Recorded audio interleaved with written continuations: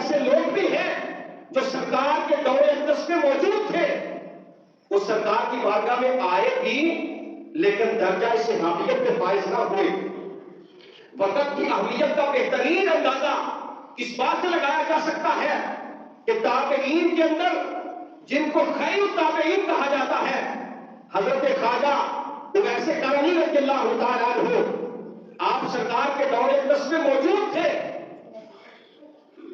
دل میں یہ حسرت بھی تھی کہ میں اپنے آقا کا چہرہ بطوحا دیکھوں، شرف صحابیت میں فائز ہو جاؤں، لیکن حالات ایسے تھے کہ آپ کی والدہ محترمہ بیمار تھی، بوڑھی بھی تھی اور نابینا بھی تھی۔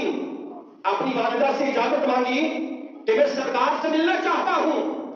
ماں نے کہا بیٹے چلا جا لیکن جلدی واپس آ جانا۔ جب وہاں پہنچے صحابہ سے پوچھا کہ میرے اور آپ کی عورتوں مولا کہاں ہیں؟ کسی نے کہا کہ حضور علیہ السلام سفر میں تشریف لے گئے ہیں، آپ کی والدہ کا حکم تھا واپس چلے گئے۔ جب واپس گئے تو قربان جاؤں غیب دان نبی کے اوپر جب سرکار تشریف لائے تو آپ نے فرمایا میرے صحابہ مجھے خوشبو آ رہی ہے، مجھے لگتا ہے کہ میرا یار آیا تھا۔ بھائی صاحبہ نے کہا یا رسول اللہ صلی اللہ علیہ وسلم ایک شخص آیا تھا، ڈونگریالے اس کے بال تھے، آپ کے متعلق پوچھا اور پوچھ کر چلا گیا۔ میرے آقا نے فرمایا کہ آج میرا اویس آیا تھا، آج میرا اویس آیا تھا۔ میرے آقا لمبی لمبی سانسیں لیتے اور جناب اویس قرنی کے سرکار فضائل بیان فرماتے۔ قربان جاؤں جناب اویس قرنی، آپ کے نصیب پر کہ ساری کائنات یہ بات چاہتی ہے کہ ہمارا خدا راضی ہو جائے، خدا چاہتا ہے میرا محبوب راضی ہو جائے۔ ساری کائنات خدا و مصطفیٰ کی تعریف کرتی ہے۔ میرے بھائیوں قربان جاؤں ایسے کرنی کے مقدر پہ جب آپ تعریف کرتے ہیں تو ایسے کرنی کی فرماتے ہیں۔ آپ فرماتے ہیں اپنی قمیص مبارک کے بٹن کھولتے ہیں اور لمبی سانسیں لیتے ہیں۔ کسی نے پوچھا حضور کیا بات ہے؟ تو آپ فرماتے مجھے یمن کی طرف سے خوشبو آتی ہے، یمن کی طرف سے خوشبو آتی ہے۔ یمن پوچھا حضور اگر آپ اس سے اتنی محبت کرتے ہیں، وہ آپ سے اتنی محبت کرتا ہے تو آپ کی بارگاہ میں آتا کیوں نہیں؟ آپ کا صحابی کیوں نہیں بنتا؟ آپ نے فرمایا اس کی والدہ بیمار ہے۔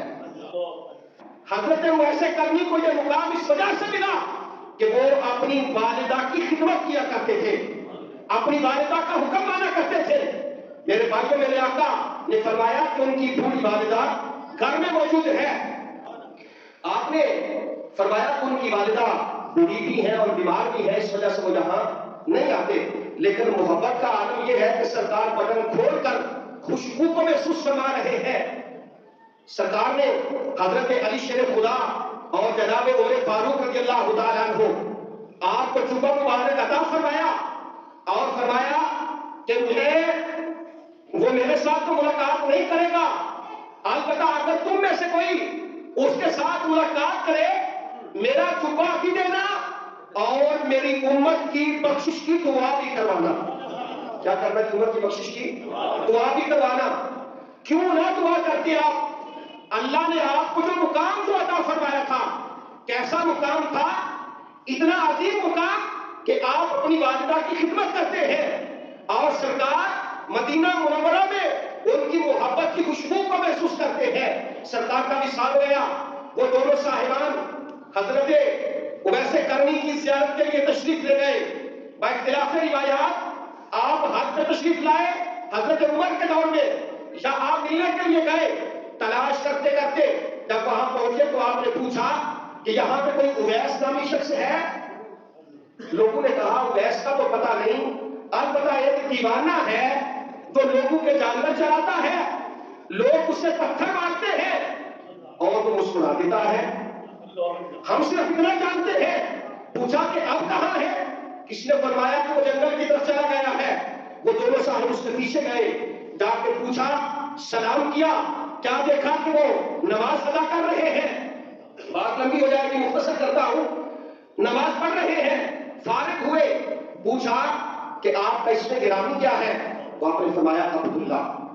تو حضرت علی نے کہا کہ آپ اپنا وہ نام بتائیں جو آپ کی والدہ نے آپ کا نام رکھا ہے۔ عبداللہ تو سارے ہیں، تو آپ نے فرمایا میرا نام اویس ہے۔ آپ نے فرمایا ذرا ہاتھ آگے کرو۔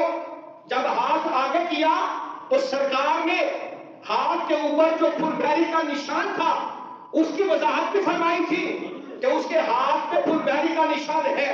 آپ محبت کا اندازہ یہاں سے لگائے، آقا کے علم کا اندازہ یہاں سے لگائے، جو نبی مدینہ منورہ میں بیٹھ کر کرم کے اندر اپنے ایک غلام کے ہاتھ کے نشان کو بھی جانتا ہے، اگر ہم یہاں سے سرکار کو پکارے تو سرکار بھی جانتے ہیں۔ جب آپ نے ہاتھ آگے کیا تو حضرت عمر نے ہاتھ پکڑ کر اس ہاتھ کو بوسہ دیا۔ اے ذرا سبحان اللہ! کیوں بوسہ دیا؟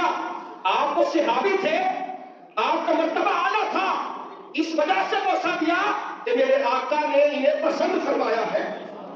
اور آپ نے دعا فرمائی اور کچھ دیر کے بعد آپ نے سلام لیا اور کہا کہ اے عمر، اے علی رضی اللہ تعالیٰ عنہما، آپ تشریف لے جائیں، میں نے بھی اپنی آخرت کا سامان تیار کرنا ہے، آپ نے بھی اپنی آخرت کا سامان تیار کرنا ہے۔ یہ اتنی لمبی بات سنانے کا مقصد یہ ہے کہ اتنے جلیل القدر لوگ اللہ نے اتنا مرتبہ اور مقام عطا فرمایا کہ وہ سرکار کی امت کی بخشش کی دعا کرے، لیکن وہ بھی کہتے ہیں کہ آپ بھی اپنی آخرت کا سامان تیار کریں، مجھے بھی اپنی آخرت کا سامان تیار کرنے دیں۔